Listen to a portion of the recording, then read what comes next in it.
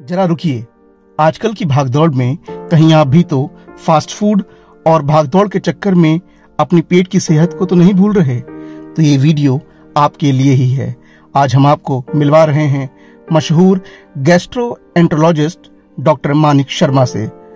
पिछले 10 सालों में उन्होंने पेट की बीमारियों में एक खतरनाक ट्रेंड देखा है। वो बताते हैं, पहले ज्यादातर बीमारियां खराब खान पान की वजह से होती थीं, मगर अब तो लाइफस्टाइल ही हमें बीमार बना रही है।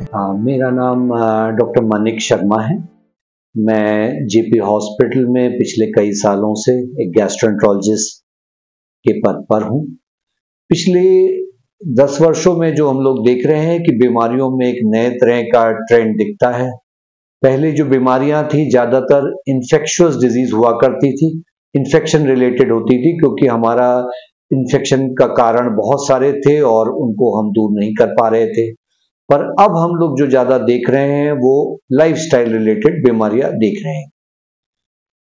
इन्फेक्शन की बीमारियां अभी भी मौजूद हैं, लेकिन पहले से कुछ कम प्रतीत लगती हैं और लाइफस्टाइल बीमारियां राइजिंग ट्रेंड पे हैं। डॉक्टर शर्मा लीवर की बीमारियों, फैटी लीवर और पेट के कैंसर में भी बढ़ोतरी देख रहे हैं। चिंता की बात यह है कि आजकल बच्चों में भी स्ट्रेस और गलत खान पान की वजह से पेट की बीमारियां बढ़ रही हैं।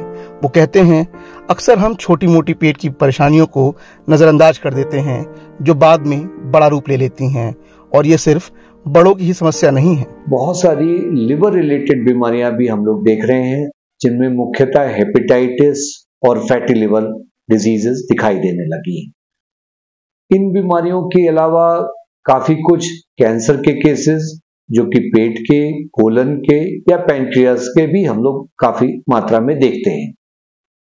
इन सब बीमारियों का मुख्यतः एक ही कारण है कि बहुत सारी बीमारियां पेट की साधारण लोगों में बहुत समय तक रहती हैं और काफी हद तक इग्नोर भी हो जाती हैं। लेकिन इन्हीं बीमारियों के बीच में से कुछ सीरियस बीमारियां भी उभर के कभी कभी आती हैं। इसलिए हम लोग का ये काम होता है कि सिम्टम्स को बहुत बारीकी से परखना और उसके बाद जो रिक्वायर्ड इन्वेस्टिगेशंस हो उनको करना। ऐसा करने से काफी हद तक हम इन बीमारियों को पकड़ पाते हैं और सही इलाज बता पाते हैं।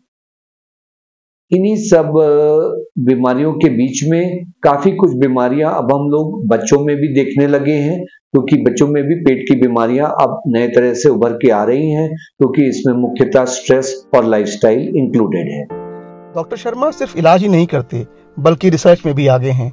उन्होंने पेट की कई बीमारियों पर रिसर्च की है, खासकर बच्चों में होने वाली बीमारियों पर।